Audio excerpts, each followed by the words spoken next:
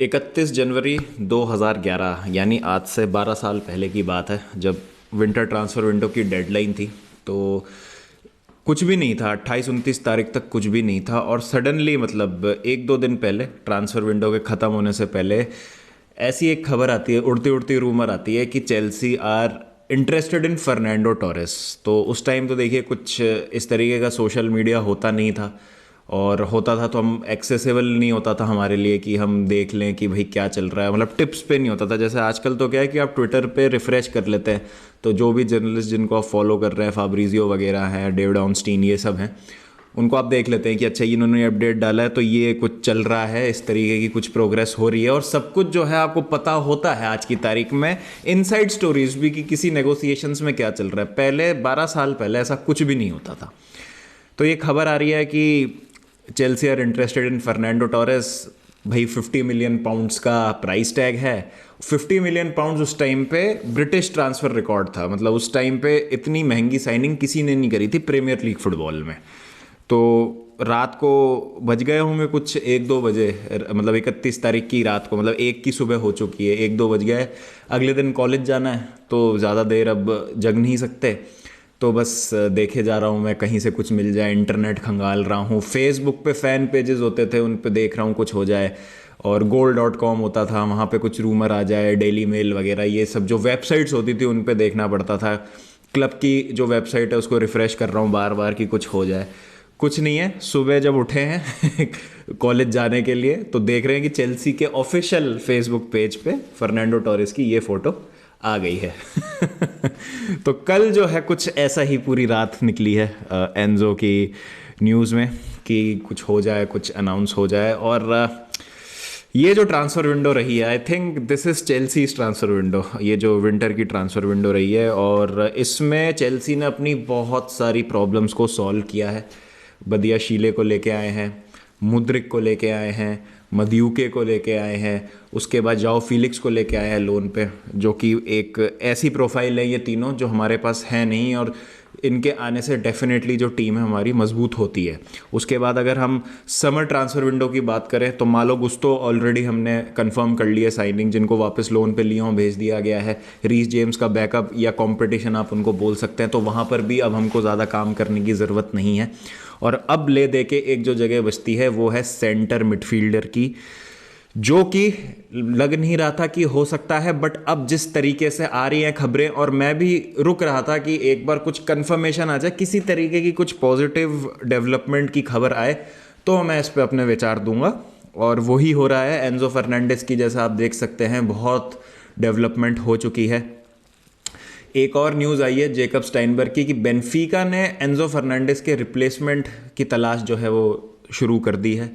इधर चेल्सी जो है वो शायद जॉर्जिनियो के लिए ऑफ़र एंटरटेन करे। आर्सेनल से बहुत कुछ है यहाँ पर, क्योंकि काइसेडो जो है वो नहीं मूव कर रहे हैं। आर्सेनल और काइसेडो की जो डील है वो शायद नहीं हो पाएगी, तो जॉर्जिनियो पे अपना ध्यान केंद्रित किया है आर्सेनल ने, और 15 से 20 मिलियन की मांग जो है चेल्सी कर रही है, क्योंकि 6 महीने के बाद जॉर्जिनियो जो है वो फ्री एजेंट हो जाएंगे। तो इसका मतलब क्या होता है कि शायद चेल्सी में एक आ रहा है मिडफील्डर, और वो एंजो फर्नांडिस अगर हुए तो आई थिंक ये काफ़ी बेहतर मिडफील्ड, काफ़ी बेहतर ट्रांसफ़र विंडो हो सकती है। मिडफील्ड तो हो ही जाएगी, बेहतर ट्रांसफ़र विंडो ये बहुत ज़्यादा बढ़िया हो सकती है अगर ये सारे प्लेयर्स क्लिक कर गए। क्योंकि एक तरीके से देखा जाए तो चेल्सी स्ट्रगल क्यों कर रही थी, अपने पर्सनल की वजह से, प्लेयर्स की वजह से, जो शायद अप टू द मार्क नहीं थे या वो नहीं कर पा रहे थे जो मैनेजर उनसे करवाना चाह रहे थे। तो उस केस में आपको क्या चाहिए होता है, एक ओवरहॉल की रिक्वायरमेंट होती है। आपको ये चाहिए होता है कि जो प्लेयर्स हैं अभी वो अगर गुड इनफ नहीं है, तो आप नए प्लेयर्स लेके आएँ जो कि आपकी टीम का लेवल ऊपर कर सके, या कुछ फ्रेशनेस लेके आएँ। और जिस तरीके से चेल्सी का सीज़न जा रहा है और जो स्ट्रगल चल रहा है, उसमें प्लेयर्स ही चाहिए नए जो आके चीज़ों को ठीक करेंगे, क्योंकि जो पुराने प्लेयर्स हैं शायद वो मैनेजर को उस तरीके से नहीं दे रहे हैं रिस्पांस जिस तरीके से उनको करना चाहिए। तो आई थिंक जितना ओनरशिप से हो सकता था उन्होंने तो कर दिया है। Even if we don't get Enzo, जैसा वर्स्ट केस सिनारियो में मान रहा हूँ, अगर एंजो फर्नांडिस नहीं भी आते हैं तो I think it's a very good transfer window. हमने एटलीस्ट कुछ एरियाज को एड्रेस करने की कोशिश की है। अब यहाँ पर देखिए लोग बोलेंगे कि यार आपने तो 600 मिलियन से ज़्यादा खर्च कर दिए, अगर एंजो भी आ जाता है तो दो विंडोज़ मिला के, समर और विंटर विंडो मिला के, तो ऐसे नहीं होता वैसे नहीं होता और फुटबॉल बर्बाद हो गई है। भाई जब हमारा क्लब बिक रहा था, जब रोमन अब्रामोविच हमको छोड़ के जा रहे थे, तब तो सब कह रहे थे कि your sugar daddy is gone, अब कुछ नहीं होगा, अब पैसा कहाँ से लाओगे, अब प्लेयर कैसे साइन करोगे, योर क्लब इज़ फिनिश्ड।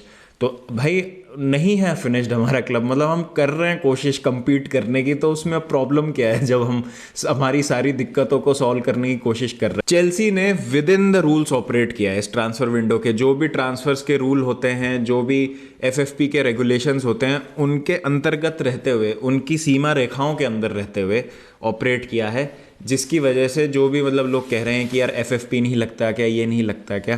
भाई सबसे पहली बात तो रोमन अब्रामोविच जो चेल्सी के पहले ओनर थे, उन्होंने पूरा डेट राइट ऑफ कर दिया है, तो एफएफपी रेगुलेशन उस हिसाब से काफ़ी हल्का हो जाता है, उसमें कई सारी चीज़ें हैं जो चेल्सी को अलाउ हो जाती है, चेल्सी को इतनी ज़्यादा हैवी स्पेंडिंग अलाउ हो जाती है। फिर अभी समर में आउट गोइंग्स भी होंगी, अभी क्या है सिर्फ जो है वो इनकमिंग्स पे है, जो चेल्सी का जितना भी फोकस है, मतलब अभी इनकमिंग्स पे, और लोगों का जो भी ये सवाल उठा रहे हैं उनका फोकस पूरा सिर्फ इनकमिंग्स पे, आउट गोइंग्स पे किसी का फोकस नहीं है। तो आउट गोइंग्स भी होंगी, जैसे फॉर एग्जांपल हकीम जिएच की न्यूज़ आ रही है कि शायद पीएसजी इंटरेस्टेड हो उनको लोन पे लेने के लिए, और शायद बात चल रही है, और भी कुछ कुछ बातें आई हैं, जैसे कॉनर गैलेगर के लिए ऑफर डाला है एवर्टन ने। अब ऑब्वियसली देखिए हमारे पास इतने मिडफील्डर हैं इस समय, और कॉनर गैलेगर के लिए अगर ऑफर आता है तो मुझे लगता है कि 45 मिलियन कॉनर गैलेगर के लिए ठुकराना काफ़ी मुश्किल हो सकता है। अगर वो किसी डिसेंट क्लब से आ जाए, टॉप 6 क्लब से आ जाए, तो कॉनर गैलेगर के लिए भी अच्छा होगा उनके करियर के लिए, फिर चेल्सी के लिए भी अच्छा होगा। एक होम ग्रोन प्लेयर अगर आप बेचते हैं तो आप काफ़ी ज़्यादा प्रॉफिट में आ जाते हैं, तो ये एफएफपी में भी आपकी काफ़ी मदद करता है। तो आई थिंक उस लिहाज से मुझे लगता है कि कुछ होंगी आउट गोइंग से, कुछ प्लेयर्स आप देखेंगे जो जाएंगे ज़रूर चेल्सी छोड़ के। और बात करें अगर हम एंजो की, तो देखिए एंजो तो चाहिए ही चाहिए। जॉर्जिनियो मैं नहीं चाहता हूं कि आर्सेनल जाए, बिकॉज आई थिंक जॉर्जिनियो एक अच्छा कवर हो जाएंगे जाका और पार्टे का, और जॉर्जिनियो अच्छा फंक्शन कर सकते हैं एक ऐसी टीम में जो खेल रही है, मतलब जो सेटल्ड है, जो एक फ्लुएंट फुटबॉल खेल रही है, और अगर उनको एक रोल दे दिया जाए तो वो अच्छा कर लेंगे वहाँ पे। तो हम अपने एक डायरेक्ट राइवल को स्ट्रेंथन नहीं करना चाहेंगे। मैं जॉर्जिनियो को चाहूँगा कि वो सीज़न के एंड तक रुके, क्योंकि पहली बात तो वो ही एक हमारे मिडफील्डर हैं जो फिट रहते हैं कंसिस्टेंटली, और जिन पे हम रिलाय कर सकते हैं कि हाँ ये तो अवेलेबल होंगे सिलेक्शन के लिए बड़े गेम्स में। तो जॉर्जिनियो मैं नहीं चाहता कि 15-20 मिलियन के लिए कोई सेंस नहीं बनता कि आप अपने डायरेक्ट राइवल को उनको दे दें।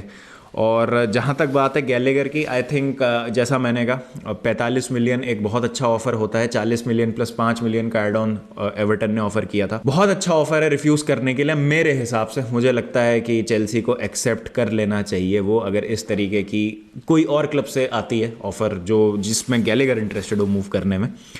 और बाकी अगर मैं बात करूँ तो कंसेलो का बायन जाना, जो सी हमने डिस्कशन करी ली थी कल स्ट्रीम पे, बहुत ही ज़्यादा रैंडम, बहुत ही ज़्यादा अनएक्सपेक्टेड, और इससे दिख जाता है कि पेप गार्डियोला की क्या अथॉरिटी है इस टीम पे। He is the man in the team, और अगर आप उनसे किसी भी तरीके का पंगा लेंगे तो आप बाहर हो जाएंगे। और पूरे बस्टअप का एक रीज़न भी आया है जिसमें ये बताया गया था कि आर्सेनल के अगेंस्ट जो मैच था उसमें सेलेक्ट नहीं किया गया था कंसेलो को, तो खुश नहीं थे।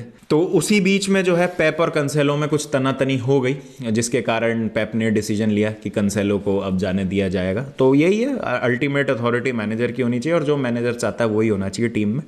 और इसीलिए मैनचेस्टर सिटी और पेप गार्डियोला इतने सक्सेसफुल भी हैं, जैसा मैंने कहा, बिल्कुल मतलब पकड़ रखा है, गुद्दी से पकड़ रखा है लॉकर रूम को, किसी भी तरीके की कोई मनमानी नहीं चलेगी किसी प्लेयर की।